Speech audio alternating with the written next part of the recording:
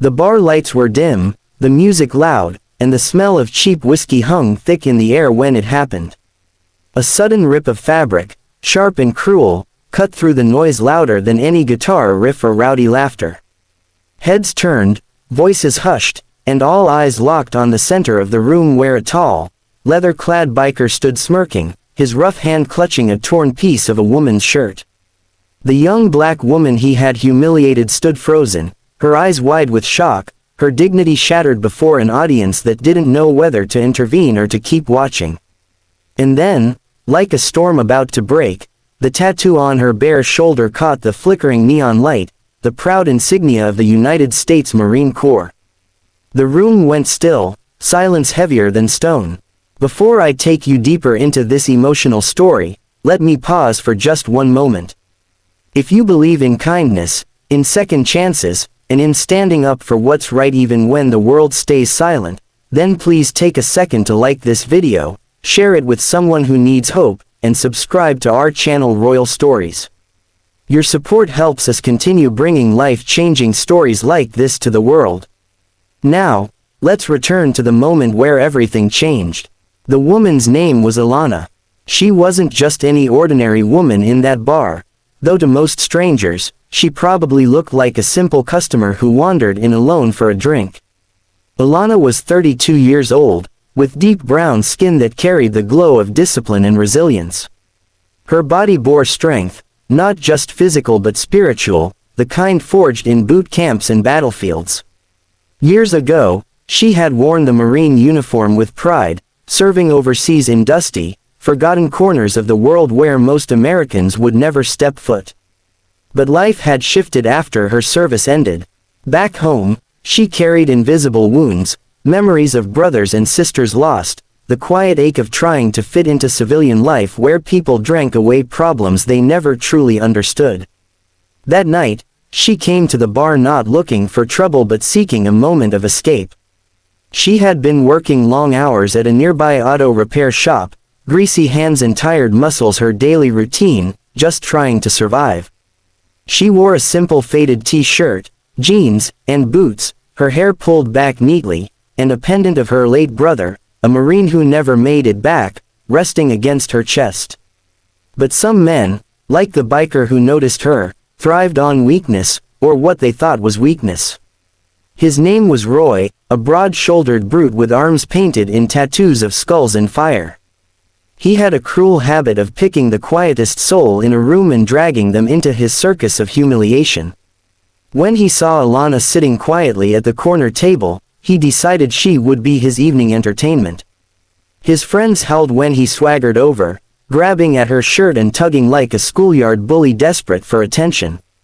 And when the fabric tore, when her dignity was forced into the center of everyone's gaze, he thought he had won. But he hadn't expected what was inked on her shoulder. The eagle, globe, and anchor, the Marine Corps emblem, wasn't just a tattoo. It was a declaration, a mark of battles fought, of resilience carved into the skin. It radiated authority, history, and sacrifice. For a brief second, the entire bar seemed to bow before that symbol. Conversations halted, even the jukebox seemed to stutter into silence. Roy's smirk faltered, his bravado flickering like a candle caught in a sudden wind. Alana didn't yell, she didn't lash out, she simply stood tall, her eyes piercing into the biker with a calmness sharper than any blade. She carried herself like she was back in formation, unflinching, unmoved.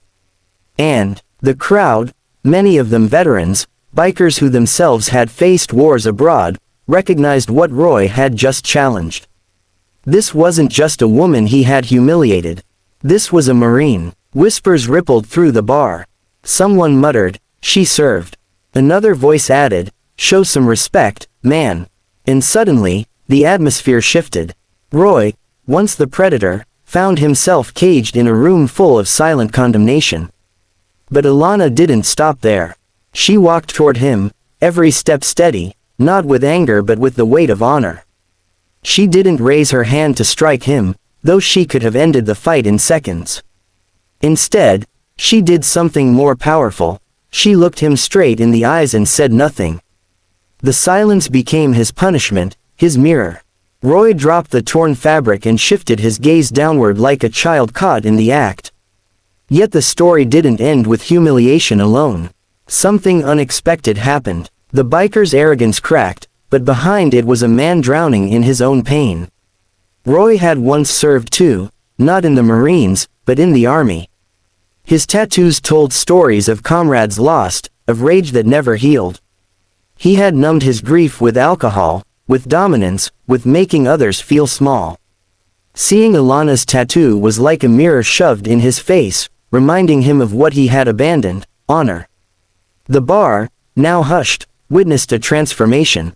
Roy mumbled an apology, rough and awkward, but real. He stumbled back, ashamed, while Alana picked up the torn cloth with quiet dignity. But instead of spitting venom, she laid a hand on his shoulder and whispered words no one else could hear. Later, those close enough swore they saw tears in Roy's eyes as he sank into a chair, shaken not by fists but by grace. From that night forward, the story of the Marine woman in the bar became a legend whispered around town.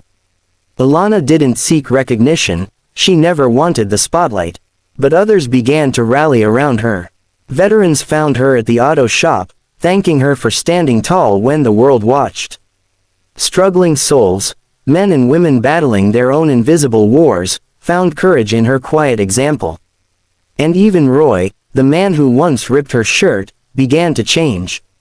He showed up weeks later sober, volunteering at a shelter where homeless veterans slept, as if Alana's silent strength had awoken the soldier he had buried. Alana never called herself a hero. She always said she was just doing what Marines do, standing tall, even when stripped bare. But the truth was, she had become more than a soldier that night. She had become a mirror to a broken man, a reminder to a crowd that honor and dignity cannot be torn away, no matter how cruel the hand. And maybe that's the heart of this story. Sometimes the strongest battles aren't fought with weapons, but with silence, with resilience, with the choice to rise when others expect you to fall. If this story touched your heart, if it reminded you that kindness, respect, and second chances still matter in this world, then please take a moment to like this video, share it with someone who needs hope, and subscribe to Royal Stories. Your support helps us reach more souls who might be fighting silent battles of their own. Special request before we end. Comment below what this story meant to you personally. Your words might be the encouragement someone else desperately needs today.